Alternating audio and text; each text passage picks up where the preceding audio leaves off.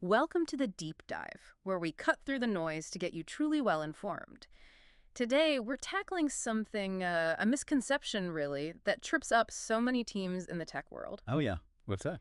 It's confusing what your data architecture actually is with the specific tools you just happen to be using. Ah, right. Like trying to build a house, but only thinking about the hammers and nails, totally forgetting the actual blueprint. Exactly. So this deep dive, it's chapter 4 of Fundamentals of Data Engineering. Our fourth part in this series is all about, untangling that mess. That's right.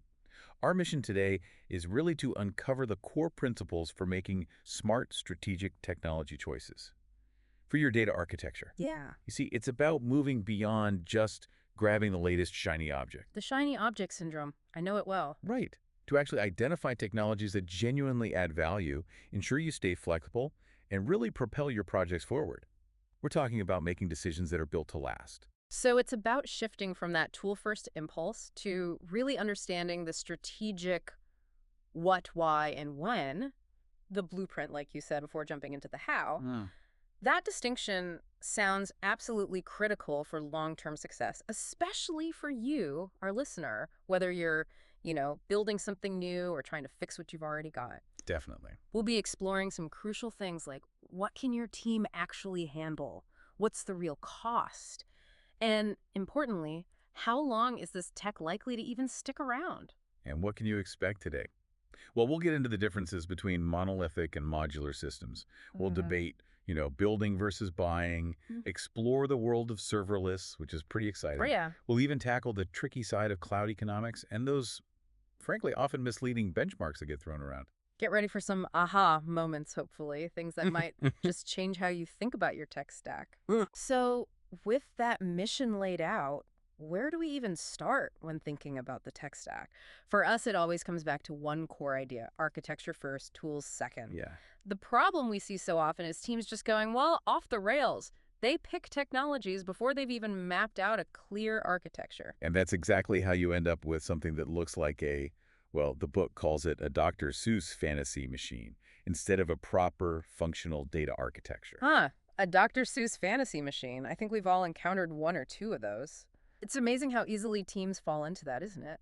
It is. It's often a conceptual misunderstanding, or maybe it's that shiny object syndrome again, or sometimes just a lack of architectural experience on the team. Right. So just to be crystal clear, architecture is the strategic what, why, and when. It's that high-level design, the blueprint for how your data should work. And the tools. The tools are the tactical how. They're what you use to actually build that blueprint to make it real. And prioritizing the tools without that strategy, well, it almost always leads to wasting a significant amount of time and money. Yeah. It's a fundamental distinction. If you overlook it, the consequences for your data projects can be huge. Okay, so architecture first. Got it. But once we understand that, what are the really critical things to consider when we do start picking those tools?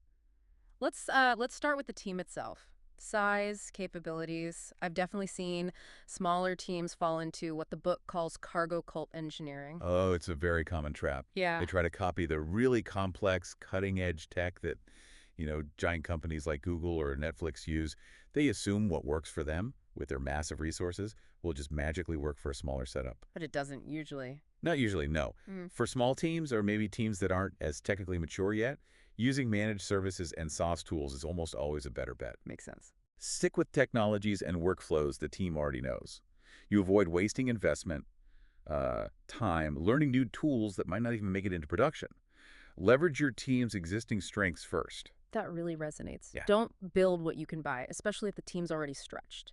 Okay, another huge factor for pretty much any team is speed to market, getting value out quickly. Yeah. It's often the difference maker, right? Absolutely. In tech, speed often wins. You need tools that help you deliver features, deliver data faster, while of course maintaining quality and security. That's key. Right. The big pitfall here is that old saying, perfect is the enemy of good. Spending months, maybe even years, deliberating over the perfect tech choice. That can be the kiss of death for a data team. Just analysis paralysis. Exactly. Focus on delivering value early and keep delivering it often. Iterate. Okay, speed is good, but how do you avoid just rushing and creating like a tangled mess later? Doesn't just choosing good enough risk creating technical debt if things don't actually work well together? That is a fantastic point. And that's precisely why designing for interoperability becomes, well, non-negotiable. Ah, okay. Because the reality is, you're almost never going to use just one single technology. Sure. So how easily do these different pieces connect? How well do they exchange information? Is the integration seamless, or does it need a ton of manual tweaking? What should you look for then? You should always look for built-in integrations. Things like ingestion tools connecting smoothly with your data warehouse or lake, or Wow. visualization tools doing the same. Standard connectors like JDBC or ODBC for databases are also really important. Gotcha. The main goal should always be designing for modularity. Make it easy to swap technologies out later if you need to. That idea of swapping things out, modularity, it seems like it ties directly into cost optimization and ultimately business value too. It absolutely does. When we talk about total cost of ownership, TCO, we mean everything, right? Direct costs like salaries, cloud bills, but also the indirect stuff, the overhead. Exactly, the full picture. And this connects directly to the difference between capital expenses, CapEx, and operational expenses, OpEx. Right. CapEx is that big upfront investment, like buying servers, that depreciates over time. Whereas OpEx is more gradual, pay as you go, like most cloud services, it offers a lot more flexibility. So you generally lean towards OPEX. We strongly suggest an OpEx-first approach for exactly that reason, flexibility and usually lower initial costs to get started. But then there's this other idea, total opportunity cost of ownership. TUSACO. What's that about? TCO. That's the cost of the opportunities you lose by choosing one tech stack over another. It's about avoiding what the book calls bear traps. Bear traps. Sounds ominous. They are. These are technologies that seem easy to get into. Maybe they're cheap or popular, but they become incredibly painful, maybe even impossible to get out of later on. Vendor lock-in is a classic example. Okay. That makes sense. It's a huge blind spot for a lot of engineers, I think. It really is. And this leads us nicely into FinOps, which isn't just about saving money, by the way. It's actually about making money, or at least enabling the business to make more money. You do that by operationalizing financial accountability, driving business value through dynamic system adjustments, especially in the cloud. Can you give an example? Sure. Think about intelligently scaling down cloud resources when they're idle, maybe during off-peak hours, or automatically moving older, colder data to cheaper archival storage tiers. Those aren't just cost savings, it's like actively generating profit through smart operations. That's a really powerful way to frame it. It shifts FinOps from just being a cost center to potentially being a profit driver. Okay, thinking long term. Yeah. How do we tell which technologies are actually built to last versus the ones that are just, today's hype? Let's shift focus from just today to the future. Immutable versus transitory tech. Right. This is where something called the Lindy effect gives us a useful hint. Basically, the longer a technology has already been around and established, the longer it's likely to continue to be used. Interesting. So old isn't necessarily bad. Not at all, especially for the foundations. Yeah. When we talk about immutable technologies, we mean those core components. Things that really underpin the cloud, or languages and paradigms that have stood the test of time. Like what? Think object storage, Amazon S3, Azure Blob Storage. Think SQL, decades old and still central. Yeah. Bash scripting, C, even the underlying x86 processor architecture. These are incredibly reliable foundations you can build on for years, even decades. Okay, those are the rocks. What about the shifting sands, the transitory stuff? Yeah, the transitory technologies, those are the ones that come and go. Often lots of buzz, lots of hype, but maybe less actual staying power. Any examples come to mind? In the broader tech world, many JavaScript front-end frameworks fit this bill. They evolve so rapidly. Within data specifically, think about some early Hadoop ecosystem tools like Hive. It had rapid adoption, massive I heights. remember. But then alternatives like Presto came along and really shifted the landscape pretty quickly. So things change fast. What's the practical advice then? Given this pace, our advice is evaluate your tool choices fairly regularly, maybe every 2 years or so.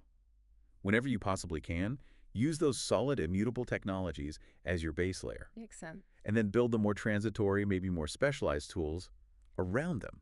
But, and this is crucial, always have an escape plan. An escape plan. Yeah.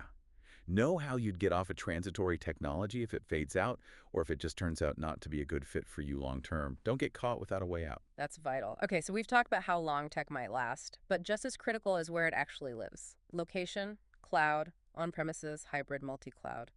Let's just unpack those on-prem first. Sure, on-premises means you own and manage all the hardware yourself in your own data centers. It can work well for established companies, especially if they already have strong operational practices. But the downside is it can definitely limit agility. It's harder to scale up or down quickly. And the cloud flips that script. Completely. With the cloud, you're essentially renting hardware and managed services from big providers like AWS, Azure, GCP. The big advantage is dynamic scaling, getting resources when you need them, and launching projects much faster. And we're seeing a shift within the cloud itself, right? Not just renting basic servers anymore. Exactly. We've moved from IR's infrastructure as a service, basically virtual machines, towards post-platform as a service, things like managed databases and even full SaaS software as a service platforms. And a really exciting part of that post and sauce world is serverless computing. Definitely. Serverless is huge. It automates scaling, often from zero usage right up to very high levels. And you typically pay only for what you actually use. The servers are still there, obviously, but they're managed for you. They're essentially invisible. No server management hassle. Right. But there's a subtlety here with cloud economics. It's maybe less like buying a fixed thing and more like, well, buying flexible tiered usage rights. Cloud providers are effectively selling slices of their massive hardware infrastructure. But these slices have different characteristics, different risks, different price points. It's almost like how an airline sells seats, first class, business, economy. They all get you there, but the experience and costs differ. Archival storage in the cloud, for instance, is way cheaper because it's designed and priced to discourage frequent reads. That's a fantastic analogy. Makes much more sense than just a flat rate. But this also leads to what the book calls the curse of familiarity, right? Where teams treat the cloud just like their old on-prem setup. Yes, it's a very widespread cognitive error, actually. The cloud equals on-premises mindset. Teams just lift and shift their existing servers onto cloud VMs without changing how they operate or optimize for cloud pricing models. And that leads to Often horrifyingly large bills. You have to understand the cloud's dynamic usage-based nature to use it cost-effectively. And tied to this is data gravity. data gravity. Yeah. It's often really cheap, sometimes even free, to get your data onto a cloud platform. But getting it out again, that could be extremely expensive because of egress fees. Data develops its own gravity, making it hard to move, which leads straight to vendor lock-in. Okay, so that's cloud and on-prem. What about hybrid? Hybrid cloud is pretty common. You keep some workloads on premises, maybe sensitive data or legacy systems, and run others in the cloud. Often, the data flow is designed to go from on-prem to the cloud, specifically to minimize those expensive egress costs going the other way. And then there's multi-cloud. Using more than one public cloud provider, why would someone do that? Seems complicated. It is more complex. Motivations might include wanting to serve data physically closer to customers in different regions where different clouds have strengths, or maybe leveraging a specific best-of-breed service that only one cloud offers. But the downsides? Increased complexity? Definitely. Potential network bottlenecks between clouds. And managing it all becomes harder. There are also emerging trends like decentralized tech, blockchain, edge computing they're worth watching. But honestly, they haven't made a huge dent in the mainstream enterprise data world just yet. So, boiling it down, what's the advice on location? Plan for the present. Focus on simplicity and flexibility now. Unless you have a really compelling reason, like specific regulations, or a genuine business need to serve customers across multiple cloud regions, a single cloud strategy is often the best starting point for most organizations. But always, always, always have that mental escape plan. Keep your options open. Maintain flexibility in your thinking, even if you stick with one cloud for now. And this brings up a really crucial point the book makes. Which is? You are not Dropbox, nor are you Cloudflare. Ah, yes. The counterargument to cloud repatriation, this idea of moving back from the cloud to on-premises, we hear about companies like Dropbox doing it. Why isn't that the right move for most? Because companies like Dropbox or Netflix operate at an absolutely extraordinary scale. Yeah. We're talking exabytes of data, terabits per second of network traffic. It's just mind-boggling. Right. For them, building custom infrastructure or repatriating might make sense because they can gain a competitive edge from hyper-specialized hardware and software. Or maybe the sheer volume means cloud egress fees would be astronomical. Yeah. It makes financial sense for them. But not for regular core Inc. Exactly. For most businesses, comparing yourself to them is a false equivalence. Their scale, their needs, they just don't translate to typical enterprise situations where cloud's flexibility, managed services, and scalability still offer massive advantages. Don't fall for that argument unless you are operating at that scale. That clarifies things perfectly. Okay, this leads us right into another classic debate, build versus buy. Yes, and our core principle here is pretty straightforward. Invest your precious engineering time and resources in building and customizing things only when doing so gives your business a real, solid competitive advantage. Otherwise, stand on the shoulders of giants. Use what's already out there. The book uses the analogy of tires for your car. You don't make your own tires from raw rubber. Exactly, you buy them. Yeah. The same applies to most data tools. Don't spend your time building the millionth database connector if perfectly good off-the-shelf solutions exist. Your engineers should be working on problems unique to your business, not on generic plumbing. That's often called undifferentiated heavy lifting. Makes sense. And when we talk about buying, open source software, OSS, is obviously a huge factor in data engineering. Absolutely huge. And they're different flavors. You've got community-managed OSS. It's free to use the code, but relies on a strong community for support. And you have to host and maintain it yourself. Which isn't free in terms of time and effort. Not at all. Then you have commercial OSS, or COSS. This is where vendors take popular open source projects like Spark or Kafka and offer them as managed, hosted SaaS solutions. Think Databricks for Spark or Confluent for Kafka. So you get the convenience, but there's a cost. Right. You pay for the convenience, the support, the management, and you need to evaluate the vendor. What value are they adding? Is their support good? Is the company likely to stick around? You need to look past the open source label and understand the whole package. Okay, beyond OSS and COSS, there are the purely proprietary tools, sometimes called walled gardens. Yep. These can be independent offerings from new startups that pop up all the time. With those, you need to really scrutinize things like interoperability, community mindshare, documentation quality, pricing models, and critically, their likely longevity. Will they be around in 5 years? Always a gamble with startups. It can be. And then, of course, you have the big cloud platform offerings. The cloud vendors themselves develop their own proprietary services, like Amazon DynamoDB or Google BigQuery. These are often tightly integrated into their ecosystems, which can be a plus. So the overall advice on build versus buy. Our advice is generally to favor OSS and COSS by default. Why? To avoid that undifferentiated heavy lifting, focus your custom development efforts where they create a genuine competitive edge for your business. Right. And also be realistic. Understand who controls the budget in your organization and what types of solutions typically get approved. Sometimes the buy decision is influenced by factors beyond pure technical merit. Good point. Okay, let's shift gears again to architectural choices. Monolith versus modular systems. The monolith, it's self-contained, does lots of things in one big package. What's the appeal and what are the major downsides? The appeal, especially early on, is often simplicity. It can be easier to reason about, maybe less initial complexity, a lower cognitive load for the team. But the downsides can become really significant over time. Monoliths tend to be brittle. A change in one part can break something unrelated. Updates become slow and risky. You often get these massive kitchen sink releases where everything has to deploy together. Nightmare. Yeah. And workload isolation is tough. You get noisy neighbor problems where one process hogs resources and slows everything else down. And perhaps worst of all, it becomes incredibly painful to switch vendors or even just upgrade major components within that monolith. You're kind of stuck. Okay, so contrast that with modularity, or sometimes called microservices. Breaking things down into smaller, self-contained, loosely coupled pieces. This sounds like the ideal, right? But are there hidden traps? It generally is the more powerful paradigm, yes. The pros are clear. Components become swappable. You can use different technologies for different services if it makes sense, polyglot applications, and it's more resilient. If one small service fails, it doesn't necessarily bring down the entire system. But you mentioned traps. Well, yes. One pattern we sometimes see is the distributed monolith. It looks modular because it's spread across different machines or services, but underneath, they're still tightly coupled. Maybe they share a database schema too closely, or rely on a common, complex deployment process.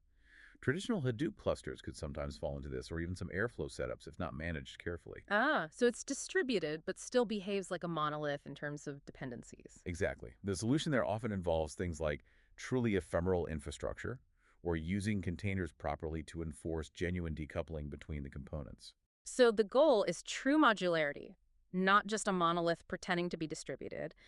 The advice then is clearly to aim for modularity for that long-term flexibility. Absolutely. Architect for sharing data and ensuring interoperability between components, but keep them loosely coupled.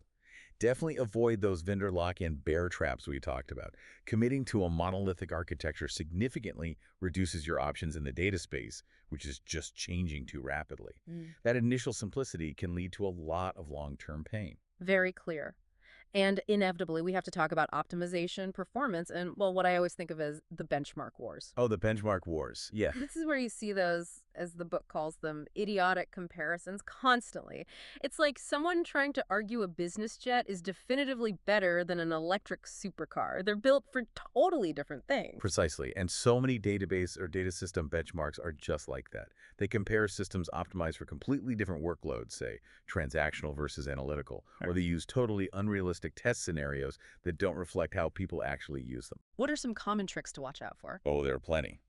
One classic is claiming big data scale, but then running the benchmark on a tiny data set that fits entirely in RAM or on a fast SSD. That tells you nothing about performance at actual petabyte scale. Right. Doesn't test the real bottlenecks. Exactly. Another is making nonsensical cost comparisons, like comparing an ephemeral paper-query cloud system with a traditional always-on, massively parallel processing MPP system Yep. purely on a cost-per-second basis. It's meaningless without context. Yeah. Apples and oranges, or maybe apples and aircraft carriers. Huh. What else? Asymmetric optimization is a big one. The vendor running the benchmark tunes their own system to the absolute max, maybe even using non-standard configurations, while barely tuning the competitor system they're comparing against. So the takeaway. Caveat emptor. Buyer beware. Wow. Do your own homework. Don't just trust the vendor's shiny benchmark PDF. Simulate your own real-world data volumes and your actual query patterns. That's the only way to get a truly accurate picture of how a system will perform for you. Absolutely critical. Okay, finally, let's tie all these technology choices back to the bigger picture, the underlying currents of data engineering that every team needs to keep in mind. First up, data management. Right. When choosing tech, you absolutely need to ask, how does this technology help us protect our data? How does it support compliance requirements like GDPR or CCPA? What features does it have to help ensure data quality? Don't just assume. Ask the vendors directly about their practices and capabilities here. And then there's DataOps, the operational side. Yes, because things will go wrong eventually. So you need to ask, how much control do we get over deployments? How are we alerted if there's a problem? What kind of incident response can we expect from the vendor if it's a managed service? Plan for failure, because it will happen. And all of this loops right back to data architecture itself, doesn't it? Ties it all together. It really does. It just reiterates the central theme of this whole discussion. Yeah. You have to constantly assess the trade-offs, aim for decisions that are reversible if possible, actively work to avoid lock-in, ensure interoperability across your stack, and always, always focus on achieving a high return on investment for the business. Your technology choices need to serve that ultimate goal, guided by your strategic blueprint. That makes perfect sense. And maybe just a quick specific example, orchestration tools. Apache Airflow comes up a lot. It's dominant, open source, huge community, commercial versions. Seems like a safe bet. It's definitely dominant and widely used, yes. Many teams rely on it. But, as we touched on, it can suffer from bottlenecks in some of its core components if you scale significantly, and it can sometimes lead to that distributed monolith pattern if workloads become too tightly coupled or share too much state. So alternatives are emerging. Yes, other frameworks like Prefect and Dagster are gaining traction, offering different approaches to workflow definition, execution, and dependency management. The space is still evolving. And finally, the connection to just good software engineering practices. It boils down to embracing simplification and abstraction wherever possible. Avoid that undifferentiated heavy lifting. Don't build commodity components that don't give you a unique business advantage. Focus your custom engineering efforts, your most valuable resource, on the things that truly move the needle for your specific business. That's where you create real, lasting impact. So let's try to wrap this up. To summarize our deep dive today, choosing the right technologies for your data architecture. Well, it's incredibly complex, isn't it? Especially with how fast everything keeps changing. It really is. It's this delicate balancing act. You have to weigh your specific use case, the true total cost, that build versus buy decision, and always be thinking about embracing modularity for future flexibility. The absolute key takeaway, it sounds like, is always, always assess the trade-offs and try as much as possible to make reversible decisions. Exactly. Don't back yourself into a corner that you can't easily get out of later. Keep your options open. So here's something for you, our listener, to think about as you reflect on your own projects, the technologies you're using right now. Consider this. What are the truly immutable technologies you feel confident building upon for the long haul? And maybe more importantly, what transitory choices might you have made that could potentially be setting you up for one of those bear traps, something that might be really painful to escape down the road? What's your escape plan?